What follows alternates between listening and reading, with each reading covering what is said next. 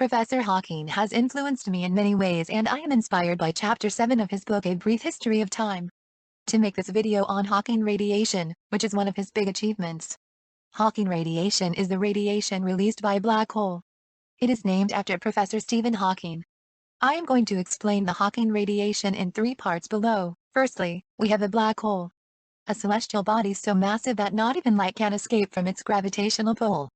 The event horizon of a black hole is formed by light rays that fail to escape from the black hole but do not fall into it, hovering forever on the edge. Then let's talk about a vacuum fluctuation. In the view of classical physics, vacuum is an empty space in which all the fields, gravitational, electromagnetic, would have to be exactly zero, which violates the uncertainty principle by Heisenberg, which states that the field cannot have both a precise value, 0, and a precise rate of change, 0. Therefore, quantum fluctuations exist for a certain minimum amount of uncertainty of the two values. They can be think of pairs of particles that appear together at some time, move apart, and come together to annihilate each other. These particles are virtual, meaning that they cannot be observed directly. Now, according to the conservation of energy, energy cannot be created or destroyed. One of the particles in the pair must have negative energy to cancel out the positive energy of the other. This particle with negative energy is a short-lived virtual particle, as real particles always have positive energy in normal situations. It therefore must seek for its partner and annihilate with it. Now let us put this near the event horizon of a black hole. Black holes are so massive that a real particle can have negative energy there. Energy of the particle is used to lift it from the gravitational attractions of the black hole.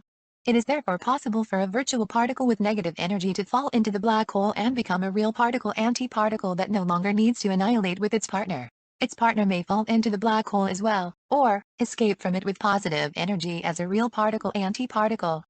From a distance, the observer will see this as particles being emitted by the black hole. The flow of negative energy into the black hole is balanced by positive energy of outgoing radiation, and according to Einstein's equation E equals mc², the mass of black hole will decrease and its Schwarzschild radius becoming smaller. For a smaller black hole, the distance for a particle with negative energy to go before becoming real is shorter, and thus there is a greater rate of emission and higher apparent temperature. We can make a reasonable guess here that a black hole will disappear in a burst of radiation. The discovery of Hawking radiation leads to the 4 laws of black hole mechanics, which matches with that of thermodynamics, and if we can find a way to make use of the radiation of smaller black holes such as the primordial black holes, we can run 10 large power stations with each of them. We may solve the problem of energy scarcity insufficiency.